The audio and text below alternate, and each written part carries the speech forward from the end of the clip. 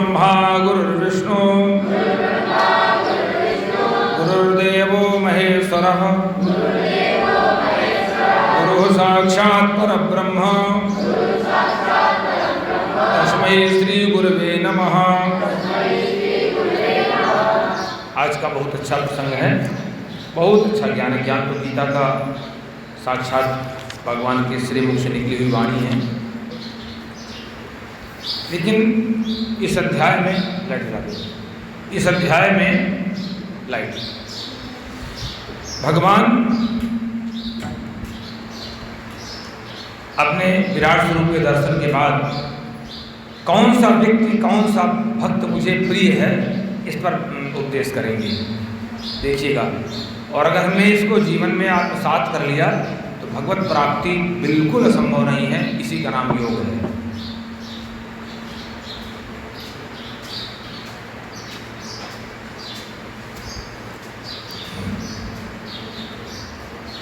अर्जुन उवाच एवं सतत युक्ता ये भक्तास्त्वां पर्युपासते ये चाप्यक्षरमव्यक्तं तेषां के योगितमा। अर्जुन ने पूछा कि नारायण, आप हमें ये बताइए, कुछ भक्त लोग ऐसे होते हैं जो आपके साकार सगुण स्वरूप की उपासना करते हैं, कुछ लोग ऐसे होते हैं जो निराकार की उपासना करते हैं, अक्षरम अव्यक्तम पर्युपासते, निराकार की उपासना करते हैं, निर्गुण की उपासना करते हैं। तेषाम योग वित्तमा के संति, उनमें से, उन दोनों में से प्रकार से उत्तम योगी कौन है? उत्तम योगी कौन है? जो साकार की उपासना, साकार स्वरूप में आपकी उपासना करते हैं, जो निराकार स्वरूप में। भगवान कहते हैं, देखिए, मय्या वेश्य मनोजे माम नित्य युक्ता उपासते श्रद्धया पर्योपेतास्ते में युक्त तमामता। कहते हैं अर्जुन, पहली बात, मय्या वेश्य मनो, मन को मुझ में आविष्ट कर दीजिए। माने मन को मुझ में आविष्ट कर दीजिए। मन आपका ऐसा हो जाए कि मुझसे कोई ये ना कह पाए कि भगवान और मन अलग अलग है, दोनों द्रव्य अलग अलग है, दोनों तत्व अलग अलग है, ये ना समझ पाओ। इतना अभ्यास करते करते आप ऐसा बना लीजिए मन को कि बिल्कुल मुझ में आविष्ट हो जाए। यहाँ तक पहुँचना है, इस गति तक। तो मय्या वेश्य मनो ये माम नित्य युक्ता उपासते, नित्य मेरा भजन और ध्यान में लगे। भजन जो हो ध्यान पूर्वक, चाहे आप जो मंत्र जप रहे हैं, जो नाम जप रहे हैं, उसका ध्यान बना रहे, चाहे भगवान के स्वरूप का ध्यान बना रहे, चाहे नासिका के अग्रभाग में दृष्टि बनी रहे, लेकिन ध्यान पूर्वक। मंत्र का काम है भटकना, वो तो भटकेगा, वो तो जाएगा ही, उसका काम है चिंतन करना, उछल कूद करना, तो उसको ले आइए। और ये नहीं हो सकता आप ये बिल्कुल ना करिए, हालांकि स्थिति सुधर जाती है। ये कभी ना करिए कि आपका 2 घंटे के लिए मन जप में लग गया और 3-4 घंटा आपने मन इधर उधर दौड़ा दिया तो बेकार हो गया। 2 घंटा आपने माला के माध्यम से, या बहुत अच्छा आपकी स्थिति हो गई, सांसों के माध्यम से भजन होने लगा, और आपने 4 घंटा आपने अबाहिर बन के मन को दौड़ा दिया तो बेकार हो गया, वो आपका काफ़ी क्षीण हो जाएगा। मन तो है ना, इंद्रियां हैं, मन है, हमने कोई दृश्य देखा मोबाइल में, उसी को देख के मगन हो रहे हैं, तृप्त हो रहे हैं, तो हमें ध्यान देना है हम क्या देखने जा रहे हैं, क्या सुनने जा रहे हैं। हाँ, देखने का भी तरीका, कई बार हम देखते हैं, कई बार ऐसे चीज़ें आ जाती हैं कि समाज की स्थिति को देखिए, ये है समाज, ये है समाज। तो देखने का भाव, देखने का दृष्टिकोण हर व्यक्ति का अलग अलग हुआ करता है। तो इस तरह से मन को नित्य युक्ता उपासते, भगवान कहते हैं मन को तो मुझ में आविष्ट कर दीजिए आप। अब आपका भी पूरा अभ्यास अगर ऐसा नहीं हुआ है तो नित्य युक्ता, बिल्कुल स्थायी रूप से मुझसे जुड़ करके जो मेरी उपासना करते हैं भजन और ध्यान के माध्यम से, श्रद्धया पर्योपेतास्ते, कहते हैं ऐसे जो भक्त हैं जो श्रद्धा से परम युक्त होकर के माम, सगुण रूप परमात्मा की उपासना करते हैं। माम भगवान साकार रूप में ना उपदेश कर रहे हैं, सशरीर है ना, वहाँ पर कुरुक्षेत्र में भगवान सशरीर है ना, तो वहाँ पर कह रहे हैं माम, माने मुझ सगुण रूप की उपासना करते हैं, भजन करते हैं। कहते हैं ते में युक्त तमामता, ऐसे योगी मुझको बहुत प्रिय हैं। जो सगुण उपासना करते हैं भजन और ध्यान के माध्यम से स्थायी रूप से मन को एकाग्र करके मन को मुझ में प्रवेश करके, वो कहते हैं मुझको बहुत प्रिय है। दूसरे प्रकार के भी हैं, कहते हैं प्रिय तो वो भी हैं। ये तो क्षरमनिर्देश्यम अव्यक्तम पर्युपासते सर्वत्र गमिचिन्त्यं च कूटस्थमचलं ध्रुवं संयम्येन्द्रियग्रामं सर्वत्र समुद्धया ते प्राप्नुवन्ति मामेव सर्वभूतहिते रताः।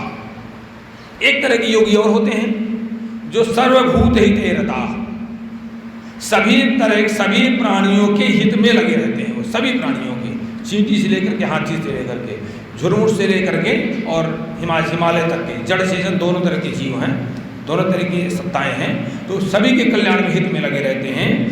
कहते हैं वो भी मुझको प्रिय हैं। लेकिन कहते हैं जो व्यक्ति, लेकिन उसकी स्थिति अलग है। पहले आप क्या करेंगे, उसके लिए आप निराकार की उपासना करना चाहते ठीक करिए, तो कहते हैं इंद्रिय ग्रामम संयम, पहले आप अपने इंद्रियों को बस में करिए। उसमें तो बड़ा सरल है, मन को लगा दीजिए भगवान में, भजन और ध्यान के माध्यम से सगुण भगवान की उपासना ध्यान करना शुरू कर दीजिए। आपका मन धीरे धीरे बस में हो जाएगा, इंद्रियां बस में हो जाएंगी, चित्त की चंचलता समाप्त हो जाएगी। और इसमें अगर आप आते हैं तो कहते हैं तो ये इंद्रिय ग्रामम संयम, पहले आप ग्राम माने समूह, ग्राम माने समूह समुदाय, पहले इंद्रियों के समूह को आप सारे इंद्रियों के समूह को पहले अच्छी तरह से बस में करिए, संयम अच्छी तरह से बस में करिए, नंबर 1।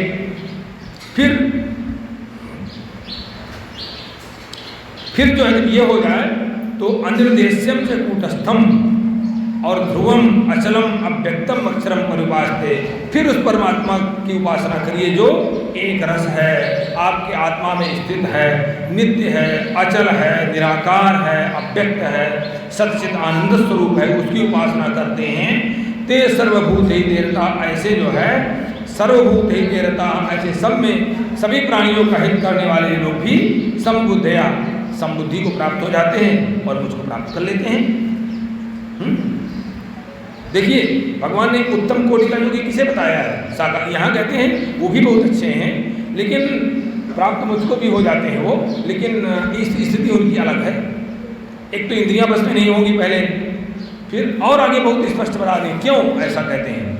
क्लेशोधिकरस्तेषाम् अव्यक्ता सत्य चेतसाम अव्यक्ता ही गतिर दुखम देहवद्भिर्वाप्ते। भगवान कहते हैं कि जो निराकार निर्गुण की उपासना करते हैं, अव्यक्त अक्षर की उपासना करते हैं, तो कहते हैं अव्यक्ता सत्य चेतसाम क्लेशाधिका, उसमें थोड़ा कठिनाई ज़्यादा है। कैसे उसमें कठिनाई ज़्यादा है, कैसी कठिनाई है कि देहवद्भि, देहाभिमान की कठिनाई है। हमारा देहाभिमान नहीं छूटता है, हमारा देह का अभिमान नहीं छूटता है, हमारा कर्तापन का अभिमान नहीं छूटता है। नंबर 1 कहते हैं कि क्योंकि देववद्भि जो देहधारी लोग हैं, देहाभिमानी लोग हैं, अव्यक्ता गति दुखम आपते, अव्यक्त में गति जो है बहुत ही दुख से, बड़े कष्ट से मिलती है। किस पर आप अपने को टिकाओगे, किस में आपको टिकाओगे बताइए, आप कोई आधार नहीं, बार बार आप भगोगे, बार बार भगोगे। इसलिए भगवान कहते हैं साकार में उपासना करो, जल्दी से आप वहाँ फिर आप अच्छी स्थिति बन जाएगी, बहुत अच्छी स्थिति बन जाएगी। साकार से निराकार की ओर जाएंगे तो बहुत अच्छी स्थिति बन जाएगी। अच्छा कहते हैं कैसे उपासना करेंगे, देखिए एक एक विधान बताएंगे भगवान। ये तो सर्व कहते इस तरह करना शुरू करिए, मेरी उपासना हो जाएगी। ये तो सर्वाणि कर्माणि मयि सन्न्यस्य मत्पराः अनन्ये नैव योगेन माम ध्यायन्ति उपासते। कहते हैं जो मेरे परायण रहने वाले लोग हैं, मत्पराः, भगवान के प्रति एकदम परायण तत्पर भजन के माध्यम से, वो सर्वाणि कर्माणि मयि सन्न्यस्य, सभी कर्मों को, जो भी कर्म कर रहे हो अच्छा बुरा जो भी तुमसे हो रहा है, भगवान को समर्पित कर दीजिए। आज मुझसे ये हुआ, सोते समय भगवान को समर्पित कर दीजिए, अब आप जानो। वो भगवान अपने आप जब इस तरह का भाव बन जाएगा, भगवान निश्चित रूप से दुष्कर्मों से, गलत कामों से हटा ही देते हैं, गलत बुद्धि से हटा देंगे, गलत चिंतन से हटा देंगे। बस इतना बार करना शुरू कर दीजिए। कहते हैं इस प्रत्येक कर्म को मुझको समर्पित कर दीजिए, आप मुझको अर्पित कर दीजिए। फिर माम एव अनन्य योगीन, मुझ सगुण परमात्मा को अनन्य भक्ति योग के माध्यम से मेरा चिंतन करते हैं, भजते हैं। इस तरह से भजन हो जाता है मेरा। प्रत्येक कर्मों को भगवान को समर्पित कर दीजिए और अनन्य भक्ति योग से भगवान की उपासना करिए। कहते इस तरह जो करने लगता है, देखिए कितना अच्छा उपाय, प्रत्येक कर्मों को भगवान को समर्पित करके भगवान की उपासना करते हैं। भगवान का वाक्य है, तेषाम अहम समुद्धरता मृत्यु संसार सागरात भवामि चिरात पार्थो मय्यावेशित चेतसाम। कहते जिन्होंने मय्यावेशित चेतसाम, जिन्होंने मुझ में अपने चित्त को आविष्ट कर दिया है, जिस व्यक्ति ने मुझ में अभ्यास कर लिया है, अपने चित्त को मुझ में आविष्ट कर दिया है ऐसा, और प्रत्येक कर्म को मुझको समर्पित कर दिया है, और जो बता गए तो कहते हैं तेषाम अहम समुद्धरता, मैं तुरंत उसका उत्थान कर देता हूँ, तुरंत उसका उद्धार कर देता हूँ। उद्धार का मतलब मार नहीं डालता हूँ, तुरंत उसका उत्थान कर देता हूँ, उसका डेवलपमेंट कर देता हूँ, उसकी उच्च गति पहुँचा देता हूँ, उसको उच्च चेतना में पहुँचा देता हूँ उसको। मृत्यु जो ये संसार सागर है, मृत्यु रूपी संसार सागर, विनाशमान संसार है ना, अस्थायी संसार है ना। आप देखिए कोई भी चीज़ यहाँ स्थिर नहीं है, इसी का नाम है मृत्यु। तो कहते हैं कि यहाँ जो मरणशील संसार है, विनाशमान संसार है, इस संसार सागर से मैं तुरंत ऊपर उठा देता हूँ। अभी तक संसार के बारे में सोचता रहता था वो, अब थोड़ी और सोचने लगा, अब और सोचने लगा ऊपर। अरे जैसे भी कल श्रीवास्तव जी की चर्चा हो रही थी, तो धीरे धीरे गति बन रही होती है, तो और ऊपर सोचने लगता है व्यक्ति, अरे मैं कहाँ फंसा हुआ था, ये तो बेकार की चीज़ थी। तो कहते हैं तेषाम अहम समुद्धरता, भगवान कहते हैं मृत्यु जो मरणशील संसार है, पूरा ये संसार है, उससे मैं तुरंत उठा देता हूँ, देर नहीं लगती। भवामि चिरात पार्थो, कहते हैं पार्थ बिल्कुल, चिर माने देर, न चिरात देर नहीं लगती इसमें, चिर माने कहते हैं शीघ्र, न चिर माने शीघ्र, चिर माने जब देरी से। कहते हैं मैं तुरंत उसका उद्धार करने लगता हूँ उसी समय से। इसलिए मय्येव मन आधत्सो मयि बुद्धिम निवेशय निवसिष्यसि मय्येव अत ऊर्ध्वं न संशय। भगवान कहते हैं, इसलिए देखिए निर्देश कैसे करते हैं भगवान, मय्येव मन आधत्सो, इसलिए मुझ में मन का आधान कर दीजिए। अच्छा, आधान का मैं एक बहुत अच्छा उदाहरण आपको बताता हूँ, ट्रांसफ्यूजन। आधान की एक बहुत अच्छी अंग्रेजी है ट्रांसफ्यूजन। ब्लड ट्रांसफ्यूजन करते हैं ना, ब्लड ट्रांसफ्यूजन करते हैं ना, तो ब्लड को लेकर के उसमें ट्रांसफ्यूज कर देते हैं हम लोग, करते नहीं कर देते हैं। अब फिर जब ब्लड निकाले कोई टेस्ट करके बतावे कि ये अलग अलग है, इतना ट्रांसफ्यूजन हुआ, इतना, कोई बता सकता है कोई लैब? क्यों शुरुआत है?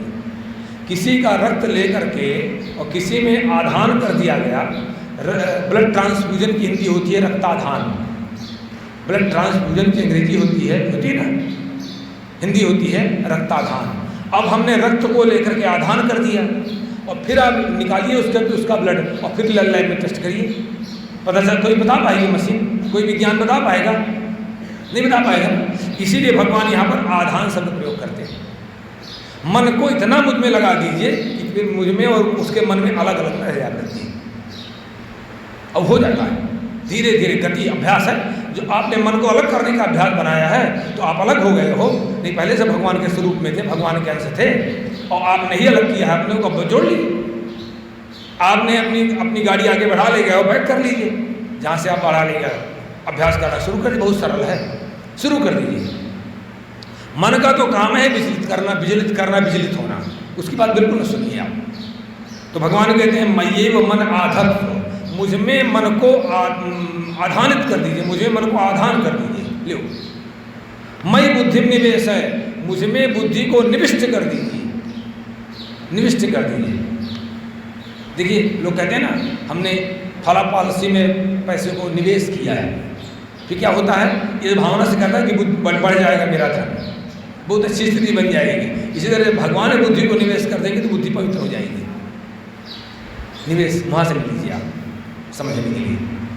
इसलिए कहते हैं ये बीमा वाले तमाम लोग आते हैं, कहते हैं ये निवेश कर दीजिए, इसमें निवेश कर दें। निवेश किया हुआ धन वो इसी कभी आशा से नहीं, कोई नहीं आशा निवेश करता कि मुझे घाटा लग जाएगा, करता है कोई? न वो बताता है कि भैया घाटा तुम्हें लग जाएगा। इसीलिए जब बुद्धि को भगवान में निवेश कर देते हैं तो घाटा नहीं लग सकता, पक्का आप घाटे में नहीं जा सकते हो।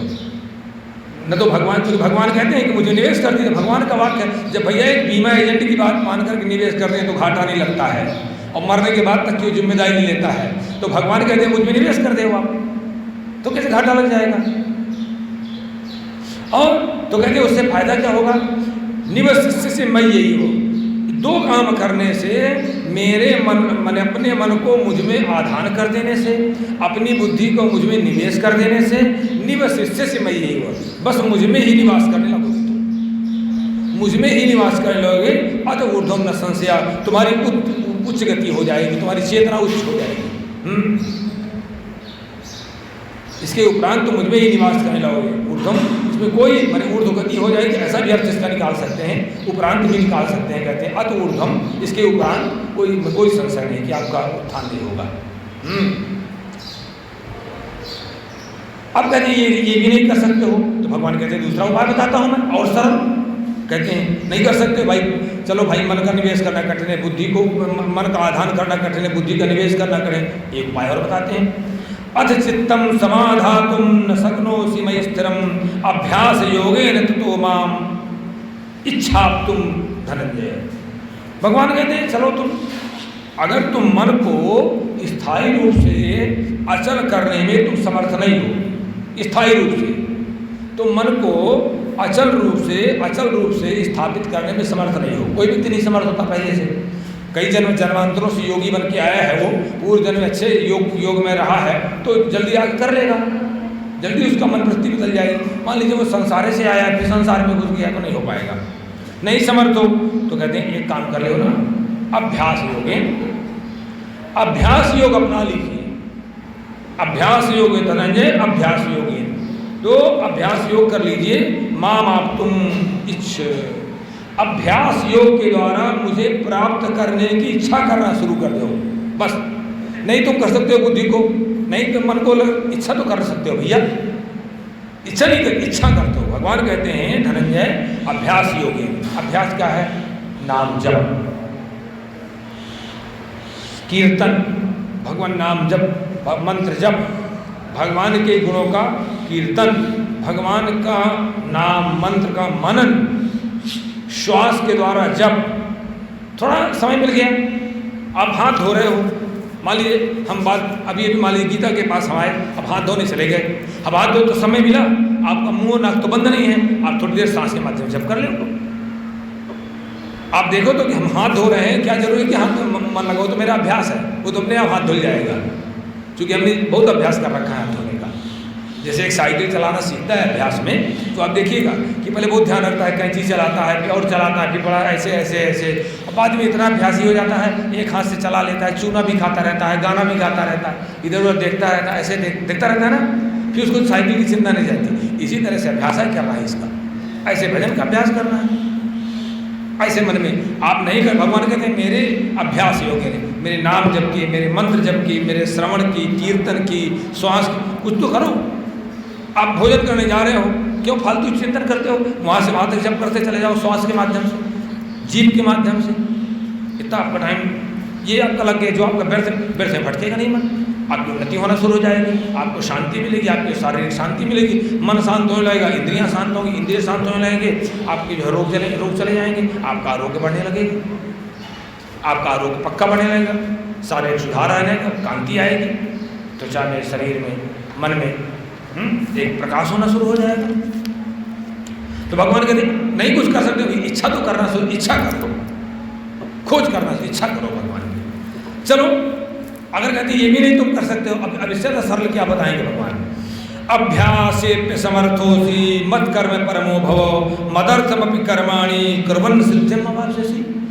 अरे भैया तुम कहते हैं इच्छा भी नहीं करना चाहते हो, चलो मैं एक उपाय बताता हूँ, तुम इस अभ्यास में भी असमर्थ हो तो एक काम शुरू कर दो, केवल मेरे कोई भी कर्म करो, मेरे परायण हो करो, ये ध्यान रखो मैं जो काम करने जा रहा हूँ करूँगा भगवान के लिए करूँगा।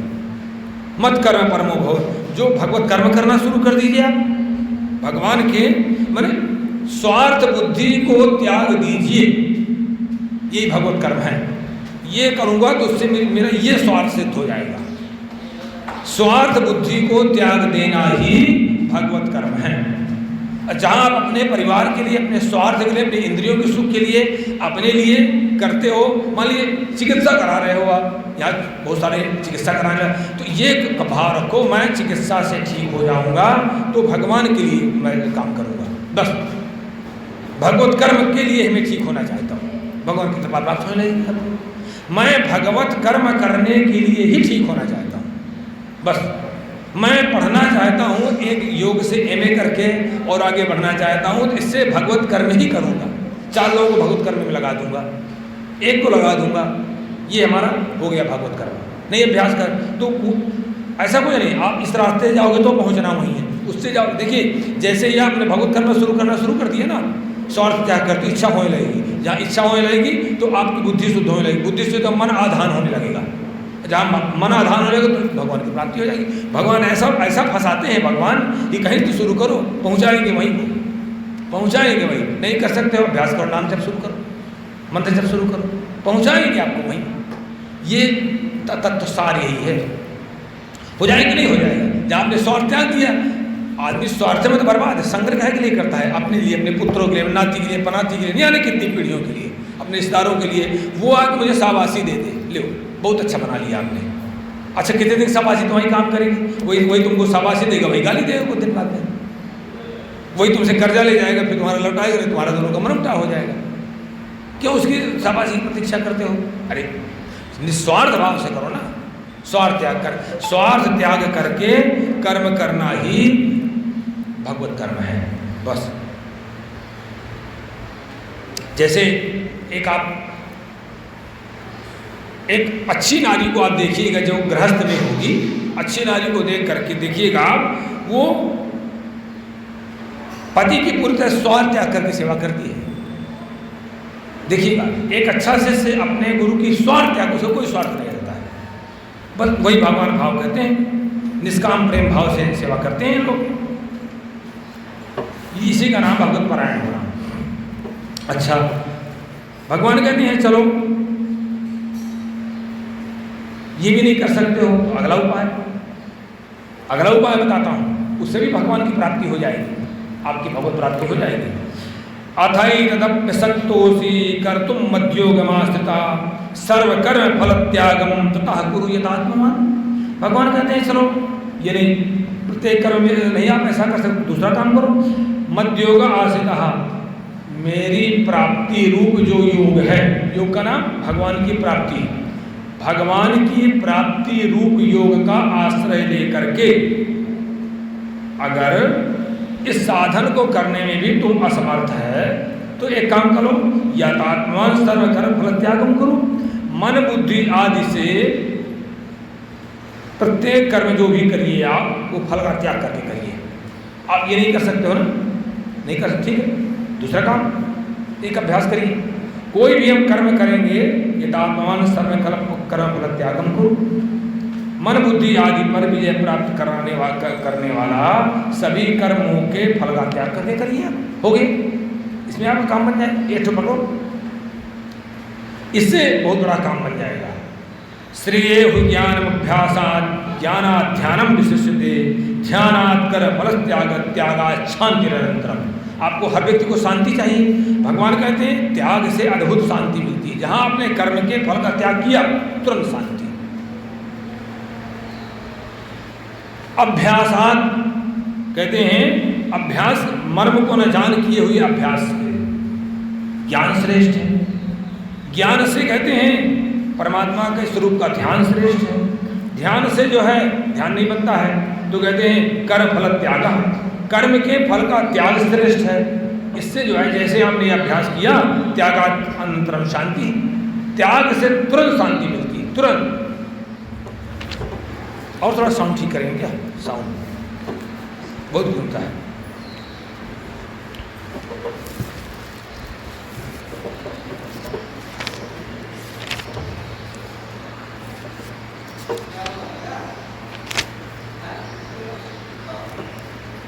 अब यहां से कौन से व्यक्ति को भगवान प्यार करते हैं, कौन सा व्यक्ति भगवान को प्रिय है, ये यहाँ से 11वें से लेकर कुछ श्लोक है, 12 श्लोक हैं, बहुत अच्छे हैं, बहुत ध्यान। और सभी हम कर सकते हैं। सभी हम नहीं करते, बस हम ही हमारी कमी है और सभी करते हैं। ध्यान रखने की, क्यों ध्यान रखें? अद्वेष्टा सर्वभूतानां, सभी प्राणियों के प्रति मैत्री भाव, किसी से द्वेष मत करिए आप। अद्वेष्टा सर्वभूतानां, सभी प्राणियों से द्वेष भाव रहे। नंबर 1,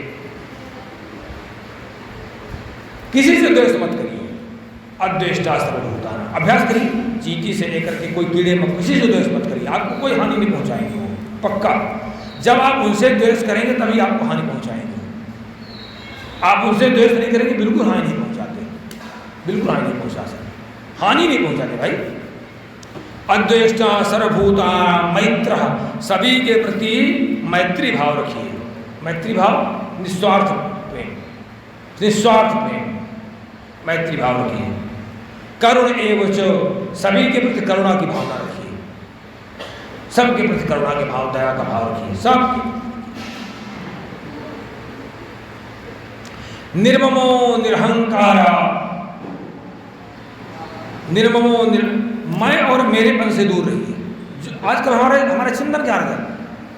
मैं पैसा कमा लूंगा, मैं पिता को अपने संतुष्ट करूंगा, मैं अपने भाइयों को सबके, अरे भैया यहाँ तुम क्यों सोचते हो? मैं और मेरेपन से दूर रहो ना आप, मैं और मेरेपन से दूर रहो, जो भी कर रहे हो भगवान के लिए करिए, और अहंकार रहित रहिए। अहंकार का देखिए, अहंकार है तो बहुत बड़ा, इसकी कोई सीमा नहीं है, लेकिन इसकी एक ताकत देखिएगा आप। एक अभ्यास बताऊँ आपको, मैं प्रैक्टिकली बताऊँ आपको। अहंकार हमारा बहुत ताकतदार, सबका अहंकार बड़ा ताकतदार होता है, उससे बड़ा कोई ताकत नहीं है। लेकिन जब इसको चोट लगती है ना, तो किसकी शरण में जाता है? आत्मा की। कभी आप देख लीजिएगा, कभी आप देख लीजिएगा, जैसे ही अहंकार को, अब बताइए कितना निर्बल है, जाता वहीं है भगवान की शरण में। जैसे ही अहंकार को चोट लगी, तुरंत आत्मा की शरण में चला जाएगा, चला जाता है। कभी अनुभव कर लीजिएगा। तो भैया इसमें ताकत कितनी है, तो क्यों अहंकारी रहे? जैसे बहुत अहंकार है पैसे का, शरीर का बड़ा अहंकार है, टूटा शरीर, बिगड़ा शरीर, पैसा कम होना शुरू हुआ, समस्याएं आई, कहाँ जाना शुरू करता है? आत्मा की शरण में, अपनी ही आत्मा की शरण में आत्मस्थ होना शुरू कर होता है। तो इसमें ताकतें नहीं है, बले नहीं है इसके पास, इसलिए भगवान कहते हैं निरहंकारा। सम दुख सुखा क्षमी, सुख और दुख में बराबर रहिए आप। इसका भी अभ्यास करना पड़ता है, गहरी सांस से, ज़्यादा नहीं, गहरी सांस लीजिए, भगवान नाम जप करिए, सुख दुख में आप धीरे धीरे बराबर होने लगेंगे। बस एक चीज ध्यान रखिए, अगर आप सुख में इतराएंगे तो आपको दुख से दुखी होना ही है।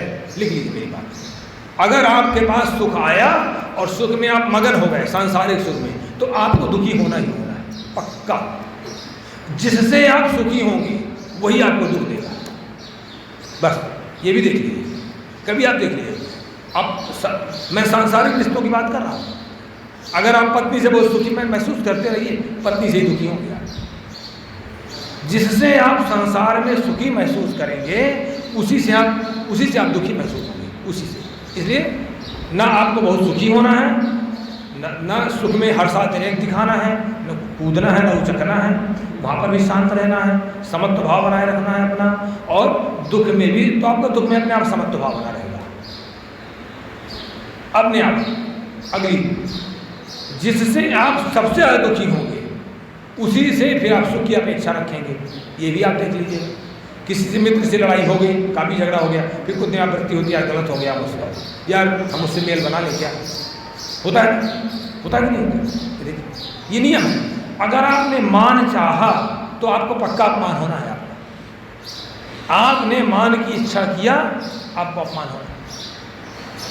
जिसने धन की इच्छा किया, उसी को निर्धन होना है, पक्का लिख लीजिए आप। कैसे? आपने धन की इच्छा किया, अभाव होना एक न एक दिन, पूर्ति कभी होनी नहीं। ऐसे ये है सिस्टम बना हुआ है। आपने गर्मी थोड़ी झेल लिया तो थोड़ी देर में बहुत सुख मिलने वाला है, आप ठंडी हवा आ जाएगी। गर्मी नहीं आपने झेली है तो भैया कहे आप जो जनरल एसी में घुसे बैठे हो, काहे को? ये चीज़ें बनी हुई हैं। भगवान कहते हैं सुख दुख क्षमी, क्षमावान रहिए। किसी ने आपके साथ कर दिया, भूल जाइए उसको क्षमा कर दीजिए। संतुष्ट, ये भगवान कहते हैं ऐसे व्यक्ति को मैं बहुत प्यार करता हूँ। संतुष्टः संतुष्टो येन केनचित्, ऐसा है दया सर्वभूतेषु संतुष्टो येन केनचित् सर्वेन्द्रियों और तुष्टित्यासु जनार्दन, ऐसा आया सर्वेन्द्रियों को शांत्या च तुष्टित्यासु जनार्दन। भगवान ऐसे व्यक्ति से श्रीमद् भागवत में आया है, ऐसे व्यक्ति को से भगवान बहुत जल्दी प्रसन्न होते हैं, बहुत जल्दी। सभी प्राणियों पर दया सर्वभूत संतुष्टा येन केनचित्, जो जैसी स्थिति है उसी में संतुष्ट, और सभी इंद्रियों पर अपनी काबू, सभी इंद्रियों को शांत रखिए आप। तो संतुष्टा हमेशा संतुष्ट है। सततम योगी, भगवान से निरंतर जुड़ाव बनाए रखिए। और ये आत्मा दृढ़ निश्चया, शरीर मन और इंद्रियों के सहित शरीर को बस में रखिए। दृढ़ निश्चया, आपने जो दृढ़ता बना लिया उस पर हम अडिग हैं। हमारे ये नियम है तो ये नियम में हम अडिग रहेंगे। ये नियम हमने बना लिया, हम अडिग रहेंगे।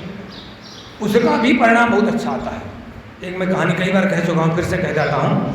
एक व्यक्ति बड़ा विचित्र मनुष्य था। उसका कोई सुबह जागे और जागने के बाद बस तुरंत बैठी मंगा लेता था, और आजकल तो मैंने क्या क्या खाने लगते हैं लोग, तो करना शुरू कर देता था। बगल में कोई उसके पड़ोस में कोई अच्छे व्यक्ति रहते थे, उन्होंने कहा भैया कोई अच्छा नियम बना लो। कहा ये तो मेरा अच्छा नियम है। अरे कहा ये अच्छा नियम नहीं है, ये तुम्हारा बड़ा खराब नियम है, तुम बीमार हो जाओगे कुछ दिन बाद। तो कहें मैं और तो कोई नियम नहीं बना सकता। अरे कहीं कुछ तो बना लो। कहें चलिए मैं कल बताऊँगा। उसने कहा मैं कल बताऊँगा। दूसरे बताया, उसने कहा कि मैंने एक नियम बना लिया, बगल में एक मेरे कुम्हार रहता है, मैं उसका मुंह देख के भोजन किया करूँगा। मैं उसका मुंह देख के भोजन कह, चलो कुछ तो बना लिया, चलो पर टूटने ना पावे। कह हाँ ठीक है। अब वो रोज देखता था, पहले जाके कुम्हार बाबा मिल जाए उसको, उसका जो है मुंह देखता था, और मुंह देखा जाके भोजन करने चला जाता था। तो अब एक दिन मिला नहीं तो भूखा था। अब भूख लगी तो कह पूछा घर में कहाँ है। कहने वो गया है मिट्टी खोदने फला खेत में, फला जगह वो मिट्टी खोदने चला गया है अपने गधे को लेकर के, गधा में लाद के लाता था। वो भी वहाँ दौड़ गया तो मिट्टी जो है लाद रहा था, पूरा काम उसका हो गया। तो दूर से उसने देखा, भूखा तो था ही, ऐसे लोग ऐसे कुछ जरा भी संयम नहीं होता इन लोग। देखा तो देख के फिर लौट के भाग गया और जाके भोजन करने डट गया। अब वो कुम्हार ने उसको देख लिया कि ये आदमी आया, देखा लौट गया। तो लौट के पहुंचने के बाद तो कुम्हार पहले घर में गया, उसके पहले जो मिट्टी जो सामान लाया था वो उतारा, तो उसके घर पहुंच गया। भैया कहा तुमने देख तो लिया है और तुम लौट आए, तुम किसी से कहना नहीं। मैंने जो 2 हाड़े पाए हैं तो एक तो तुम ले लेना, एक मैं रख लूँगा। कहन क्या? अरे कहन देखो बनो नहीं, तुमने देखा भग दे तुम चले आए। मैं समझ गया तुम जो है सब जगह दादे हो शिकायत कर रहे हो मेरी। कहन तुम एक हाड़ा तुम ले लो और एक हमारा काम बन जाएगा। वो कहन मैं भी लाता हूँ, और लेकर रख गया भोजन करते समय। भोजन नहीं उसका पूरा हो गया। तो उसने सोचा कि बताइए एक फालतू का नियम बनाने से तो मुझे ये इतनी बड़ी धन की प्राप्ति हो गई, अगर मैं सही का नियम बना लूँ, कोई अच्छा नियम बना लूँ तो और अच्छा हो सकता है। ऐसा तो एक भले ही काल्पनिक हो कहानी, लेकिन शिक्षा देने वाली कहानी है। तो इसीलिए भगवान कहते हैं दृढ़ निश्चया। व्यक्ति को अपने नियमों पर अपने एक बहुत फायदा होगा। जब आपकी आदत पड़ जाएगी दृढ़ निश्चय होने की, तो आप गलत वादे नहीं कर पाओगे। अब हमने में एक बहुत बड़ा आपके सुधार आएगा। आप किसी को झूठा वचन नहीं दे पाओगे। कोई वचन दोगे तो उसका पालन करोगे, तो आपकी प्रतिष्ठा बढ़ना, सांसारिक प्रतिष्ठा बढ़ना शुरू हो जाएगी। आपके पास ठोस लोग ही रहेंगे, ठोस लोग आपसे संपर्क रखेंगे। ठोस लोग वो ऐसे लोग जानते हैं कि वो जो बात कह देगा तो कह देगा, नहीं कहेगा तो नहीं कहेगा, ना कर देगा। ऐसा तो कई लाभ होते हैं दृढ़ निश्चय से। आपका अगर आपने दृढ़ निश्चय कर लिया मुझे भजन करना है तो करना है, हमें सुबह जागना है तो जागना है। जो समस्या है, एक दिन पीड़ा होगी, दूसरे दिन होगी, तीसरे दिन नहीं होगी, चौथे दिन फिर होगी। धीरे धीरे आपका स्वास्थ्य जो है अद्भुत होने लगेगा, अद्भुत स्वास्थ्य होने लगेगा। आपने ब्रह्मचर्य पालन का नियम बना लिया, आपने आहार का नियम बना लिया, आपने निद्रा का सम्यक नियम बना लिया। कितने हैं तो भी पालन करना है कि हम इतने बजे तो सो जाएंगे। कोई भी समस्या है 2-4 मिनट का भी नहीं, चलिए विश्राम किया जाए, विश्राम किया जाए। सोने की बात मत किया करिए, विश्राम की बात करना सीखिए। सोने की बात करने के बाद सोता रह जाता है, वो आलसी बेकार हो जाता है। देखिए हम विश्राम करने जा रहे हैं, विश्राम करेंगे। योगी को, साधक को कभी सोने की बात नहीं करनी चाहिए। कभी योगी सोता ही नहीं है। जब योगी सो जाएगा तो जब संसार सोता है तब भी योगी जागता रहता है, आपने पीछे सुना है ना। इसलिए योगी और साधक को कभी सोना ही नहीं चाहिए, विश्राम करना चाहिए। तो जब ये आप कल्पना करके सोओगे, ये भाव रख के सोओगे, कल्पना मत कहिए, भाव कहिए कि मैं विश्राम करने जाऊँ, तो आपकी नींद बहुत दिल चुकी। आप विश्राम अवस्था में गए थे, सोने गए नहीं थे, आपकी नींद अपने आप खुलना शुरू हो जाएगी, चाहे कभी देख लीजिएगा। बस ये भाव करके सोए मैं विश्राम करने जा रहा हूँ, तो आप खर्राटा नहीं मारेंगे, खर्राटे भी कम हो जाएंगे। भगवान कहते हैं कि दृढ़ निश्चय मयि अर्पित मनो बुद्धि, जिस व्यक्ति ने मुझ में मन और बुद्धि को समर्पित कर दिया है, ऐसा मद भक्ता समय प्रिया, ऐसा मुझको बहुत प्रिय है, बहुत प्रिय है। अब एक तो बना लीजिए, एक गुण आप बुला लेंगे तो सारे गुण आ जाते हैं आपके पास। एक तो दुर्गुण को बुला लीजिए तो सारे दुर्गुण आने लगेंगे आपके पास, सारे दुर्गुण। कभी आप एक दुर्गुण पाल के देख लीजिए, बहुत बुरी स्थिति बनती है, बहुत बुरी। और एक अच्छाई पाल लीजिए, बहुत अच्छा। दूसरा, भगवान कहते हैं एक और काम करना है आपको, अगर भगवान का प्यारा बनना है। यस्मान्नो द्विजितो लोको लोकान्वे द्विजते च हर्षा अमर्ष भयोद्वेगैर्मुक्तो यह सच में प्रिया। भगवान कहते हैं हमें किसी को उद्वेलित नहीं करना है, हमारे द्वारा कोई व्यक्ति उद्वेग को प्राप्त ना हो, झकझोरा न जाए, किसी को हमारे द्वारा मन वाणी कर्म से हम उद्वेलित मत करें, और किसी के द्वारा हम भी उद्वेलित ना हो।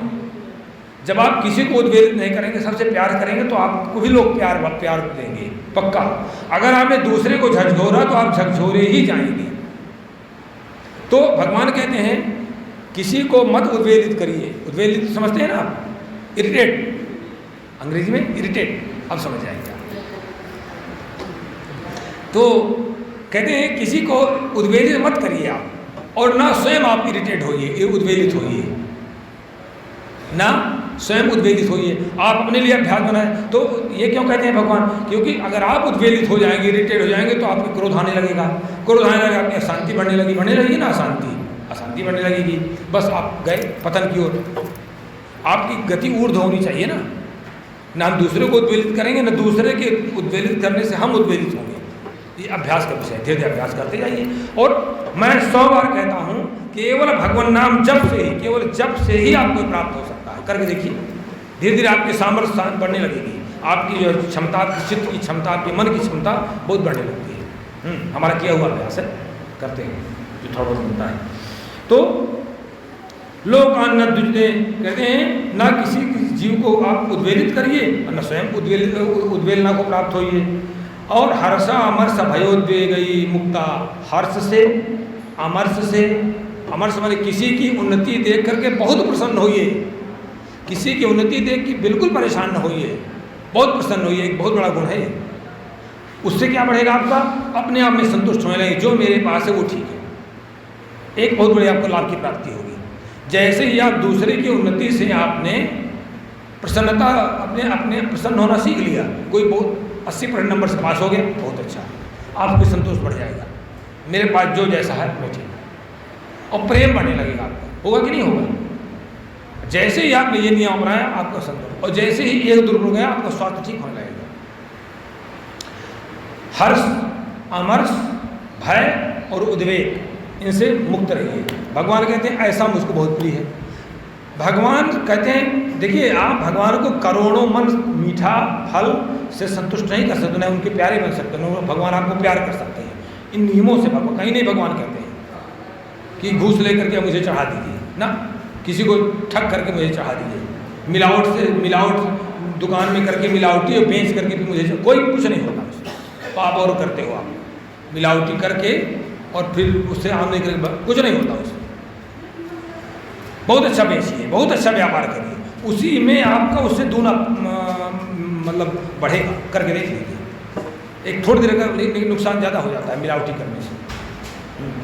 हमारे यहाँ आप कभी देख लीजिए, हम लोग कभी इंटरफेयर नहीं करते। मैं व्यक्तिगत कभी ना, हम कभी बिल से, आप लोग सब देखिए, GST का बिल निकलेगा, अपने तरीके का वो निकलेगा, और क्या है, दवाइयाँ अलग बन रही होंगी, क्वालिटी आप कभी बैठिएगा देखिएगा, श्रीवास्तव जाकर देखेंगे आप लोग जी के पास, मतलब हमारे यहाँ सब फार्मेसी वाले नहीं आएंगे, भैया दवा भेजो लैब टेस्ट कराओ, भैया दवा भेजो लैब टेस्ट कराओ, रिपोर्ट तुम्हारी पॉजिटिव, तुम्हारी दवा खरीदी जाएगी। इतनी मोटी फाइल में बहुत डरते हैं हमारे यहाँ, कभी देखिएगा बहुत डरते हैं, भैया लैब टेस्ट कराओ। वो एक हम लोग सिस्टम बना रखे हैं कि भैया ये दवा लैब में भेजो भैया, बॉम्बे की लैब है जियो चेम, बढ़िया, वहाँ जाते भैया पैसा लेते हैं, फिर फूटो यहाँ से, भगाओ भगो यहाँ से, हमारे यहाँ से भगा दिया जाता है। क्या दिक्कत है उसमें? कोई हमको नहीं कहता कि आप दवा ऐसा कुछ नहीं कोई कहता है, मिलावटी दवा, क्या मतलब है? भगवान कहते हैं ऐसा मुझको बहुत प्रिय है। अच्छा फिर ठीक है, पैसा बहुत कमा लेंगे तो क्या करोगे आप? एक दिन ऐसा लड़का आपका हो जाएगा दारू पी के सब बहा देगा। मैं बोर्ड में वाइस चेयरमैन था भारतीय चिकित्सा परिषद में, मैं एक अधिकारी को जानता हूँ, बहुत रुपया उसने कमाया, बहुत रुपया कमाया उसने नर्सिंग में, फार्मेसी के एडमिशन में बहुत पैसा कमाता था। मुझे लगता करोड़ 2 करोड़ रुपये कमाया होगा, और इतना कमाता था। बाद में मुझे लगा कि मंत्री जी ने दिए होंगे पैसा, हमें लगता था। बाद में पता चला कि सब लड़का पी गया, बहुत प्लाट बना, सब लड़का पी गया। बताओ क्या मतलब? अब उसके पास केवल एक झोला बचा, जो झोला टांग के वहां आया था वही झोला टांग मैंने ऐसे टांगता था। सत्य कह रहा हूँ, एक भी सत्य घटना, मेरा सत्य नहीं, गीता में बैठा हूँ मैंने सारा। हमको लगता था कि ये सारा बहुत पैसा होगा, था तो पैसा, पहले लगा मंत्री जी ले गए, फिर लगा बहुत पैसा होगा। बाद में पता चला 4-5 साल बाद उसी बोर्ड के अधिकारियों से मैंने कहा उनकी क्या स्थिति है? बोले झोला बच गया। बोला क्या हुआ? बोले सब पी गए लड़के उनके, एक लड़का तो सब पी गया। मगर पी गया, चलो सोचो क्या करेगा, कितनी पीड़ा झेली होगी उसने। वहाँ तनाव लेता था, बोर्ड में तनाव लेता था, लोगों का, बच्चियों का, लड़कों का पाप लेता था, अघात सांस लेता था। हाँ, कुछ नहीं होता, कुछ नहीं होता। भगवान कहते हैं अनपेक्षा सुदृढ़ उदासीनो गतभ्यथा सर्वारंभ परित्यागी यो मद्भक्ता समय प्रिया। भगवान कहते हैं ऐसा मुझको बहुत प्रिय है। एक तो अनपेक्षा, किसी से कोई अपेक्षा मत रखिए आप, किसी से कोई अपेक्षा नहीं, केवल भगवान से एकमात्र अपेक्षा है।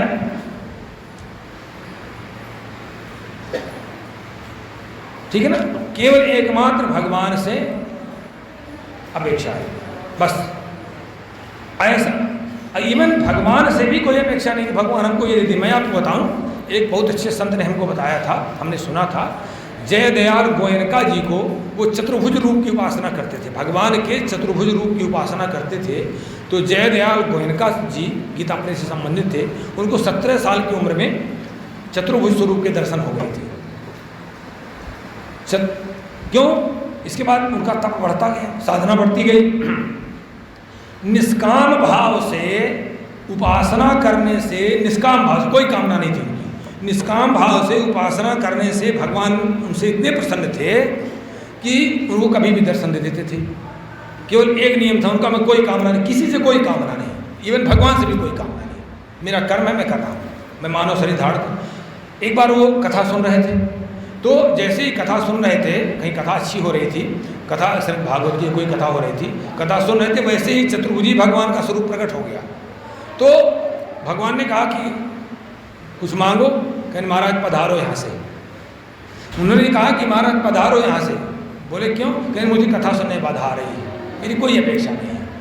बताइए, ऐसे भी अनपेक्ष लोग हैं, हुए हैं, इतनी अनपेक्षा कि भगवान से कहा पधारो आप, मेरी कथा सुनने बाधा आ रही है। हाँ, मेरी कोई अपेक्षा नहीं है, आप आ गए, दर्शन हो गया, बस पर्याप्त, आप पधारो। मुझे क्या कहना कि आप दाल रोटी बनाओ मेरी है? हाँ, मैं तो आपने मुझको मिला लिया, इससे बड़ी बात क्या है? सारे दुखों से मुक्त कर दिए, जिसको भगवान के दर्शन हो जाए, ये बिल्कुल सत्य घटना है। तो अनपेक्षा सुचिरदक्ष उदासीनो गतभ्यथा। भगवान कहते हैं किसी से कोई अपेक्षा ना हो, आकांक्षा रही, तो भीतर और बाहर से हमेशा पवित्र रहिए आप। भीतर बाहर से स्नान आदि के द्वारा, स्वच्छ वस्त्र धारण करके, और भीतर से पवित्र चिंतन के द्वारा, सभी के प्रति कल्याण की भावना के द्वारा, सभी के हित चिंतन के द्वारा, सभी के कल्याण, सभी के हित चिंतन के द्वारा पवित्र रहिए आप। और दक्ष, कुशल रहिए, उदासीन पक्षपात से रहित रहिए, गतभ्यथा, कोई दुख आपको स्पर्श न हो करने पावे। आयुर्वेद में भी कहा गया है कि जो गतभ्यथ लोग हैं, जो दुखी नहीं हैं, तो सेव्या सन्मार्ग वक्तारा, ऐसे लोगों से का ही सहवास करिए। जो गतभ्य नहीं, वो दूसरा आपको पीड़ित कर देगा, जो दुख लिए बैठा वो आपको दुखी कर देगा। रिसर्च में भी आ चुका है कि ब्लड प्रेशर जिन महिला, मैं दिखा दूंगा, अभी कटिंग में रखी है, कि जिन महिलाओं को ब्लड प्रेशर है उनके पति जो है ब्लड प्रेशर के रोगी हो जाते हैं, जिन पतियों को ब्लड प्रेशर है उनकी महिला ब्लड प्रेशर होने लगता है। भाई स्वयं पीड़ित रहेगा, निगेटिव रहेगा, दिन भर एक चिंतन कराएगा। इसलिए भगवान कहते हैं गतव्य था, ऐसे व्यक्ति से माने स्वयं गतव्य रहिए। और आयुर्वेद चरक कहते हैं कि ऐसे व्यक्ति का ही सहवास करिए, आप साथ रखिए, सामान्य साथ में वास में निवास। स सर्वारम्भ परित्यागा, सभी प्रकार के कर्तापन के अभिमान से रहित रहिए। देखिए सर्वारम्भ परित्यागी का मतलब क्या होता है, कर्तापन के अभिमान से मुक्त रहिए। आप अर्थ देखोगे नहीं समझ में आता, नहीं आएगा आपको। इसका सीधा सीधा अर्थ है क्या, सर्वारम्भ परित्यागी का कर्तापन, मैं कर रहा हूँ, कर्तापन के अभिमान से मुक्त रहिए। ऐसा कहते हैं व्यक्ति मुझको बहुत प्रिय है। ठीक, यो न हस्यति न द्वेष्टि न सोचति न कांक्षति शुभाशुभ परित्यागी भक्तिमान समय प्रिय। भगवान कहते हैं ऐसा व्यक्ति मुझको बहुत प्रिय है, ऐसा व्यक्ति परम भक्त माना जाता है जो कभी किसी परिस्थिति में हर्षित नहीं होता है, गंभीर रहता है, किसी से द्वेष नहीं करता है, शोक नहीं करता है, किसी से कोई कामना नहीं करता है, शुभ और अशुभ कर्मों का परित्याग करता है, उसके लिए शुभ और अशुभ कर्म सब बराबर है। और ऐसा जो भक्ति पुरुष मुझको बहुत प्रिय है। समासत्रौ च मित्रे च तथा मानापमानयोः शीतोष्ण सुख दुखेषु समासंग विवर्जिता। भगवान कहते हैं शत्रु और मित्र में मान और अपमान में भी समत्व भाव बना के रखिए, गर्मी और सर्दी में समत्व रहिए, दुख और सुख में इनको कहते हैं द्वंद्व, इनमें भी सम रहिए। और संग वर्जिता, आसक्ति से रहित रहिए। आप गीता एक ऐसा शास्त्र है, इसका प्रत्यक्ष फल मिलता है। निरंतर पाठ करिए, निरंतर चिंतन करिए, आपको आपका उत्थान कर ही देती है, कर ही देगी, आपके भाव बदल देगी। इतना सामर्थ्य भगवान की श्री वाणी है, श्री मुख से निकली वाणी है, निश्चित रूप से आपका परिवर्तन कर देती है। भगवान कहते हैं कि मुझ में समर्पित हो जाइए, कोई बहाने से नहीं। आपके पास पूरे दुखों का अंधेरा हो, कुछ भी न दिखाई पड़ रहा हो, कुछ भी न दिखाई पड़ रहा हो, शायद आपके बिल्कुल घटाएं आ गई हों, अंधकार ही अंधकार दिखाई पड़ रहे हो, आप बिल्कुल अनन्य भाव से भगवान को समर्पित हो जाइए, पूरी तरह से शांत हो जाइए। फिर कहीं दूसरा कोई चीज़ वास न करे आपके मन मस्तिष्क में। आप देखेंगे वो सारे बादल बहुत जल्दी छटने लगते हैं, सहायता के लिए लोग आने लगते हैं और आपको काम बनने लगता है। कोई रास्ता न मिल पा रहा हो, लेकिन फिर सच्चा हो तब अनन्यास चिंतयन्तु मामे जनाः पर्युपासते। कभी करके देखिए, पर वो एक दिन में नहीं वृत्ति बनी है, क्योंकि हमारा वो तुरंत फिर कहने के सहारा आ जाएगा। तुल्य निंदा स्तुति मौनी संतुष्टो येन केनचित् अनिकेत स्थिरमति भक्तिमान में प्रियो नरा। भगवान कहते हैं कोई निंदा करे तो भी आप तुल्य रहिए, बराबर रहिए, कोई स्तुति करे तो भी सम रहिए, मननशील रहिए। मौनी का मतलब मननशील रहिए, भगवत चिंतन में रहिए। येन केनचित् संतुष्टा, कोई भी परिस्थिति आवे प्रसन्न रहिए, संतुष्ट रहिए। अनिकेता, अनिकेत माने, निकेत माने होता है घर, निकेत माने घर, हाउस, होम। निकेत माने होता है घर, अनिकेत माने घर से रहे। तो घर के प्रति सबसे बड़ी आसक्ति होती है लोगों की, होम सिकनेस कहते हैं लोगों को। कुछ लोगों को होम सिकनेस होता है, घर के बाहर चले जाएंगे बड़ी पीड़ा होगी, वो भयंकर आ सकता है, भयंकर पागल है। तो अनिकेत का मतलब यह हुआ कि मैं और मेरेपन से दूर रहिए आप। अनिकेता स्थिरमति, बुद्धि को स्थिर रखिए, दृढ़ निश्चय, उधर भगवान ने कहा है, उधर स्थिरमति, दृढ़ निश्चयी व्यक्ति की बुद्धि स्थिर रहती है। ऐसा व्यक्ति कहते हैं मुझको बहुत प्रिय है। और भगवान कहते हैं अंत में, ये भगवान की अमृत वाणी है। भगवान कहते हैं ये तो धर्म्यामृतमिदं यथोक्तम पर्युपासते श्रद्धाना मत परमा भक्तास्ते तीयो में प्रिया। भगवान कहते हैं ऐसा भक्त मुझको बहुत प्रिय है। यहाँ पर अति शब्द लगा देते हैं, कहते हैं जो व्यक्ति श्रद्धायुक्त पुरुष जो है मेरे परायण होकर के मैंने जो ये कहे हैं श्लोक नंबर 13 से लेकर के और 19 तक, कहते हैं ये इनको ध्यान करके जो मेरे धर्ममय वचन है, धर्ममय अमृतमय वचन है, इनको सेवन करते हैं। जैसे हम सेवन, दवा सेवन करेंगे तो कहाँ जाएगा? अंदर। दूध सेवन करेंगे तो अंदर, ऐसे अंदर प्रवेश कर लेना। ये नहीं कि यहाँ सुनो वहाँ से, आत्मसात करते हैं, धारण कर लेते हैं। तो कहते हैं ऐसा भक्त मुझको बहुत प्रिय है। बस ऐसे अभ्यास करते रहिए, धीरे धीरे करके भगवान बहुत प्रेम करेंगे, आपसे बहुत प्रेम करेंगे।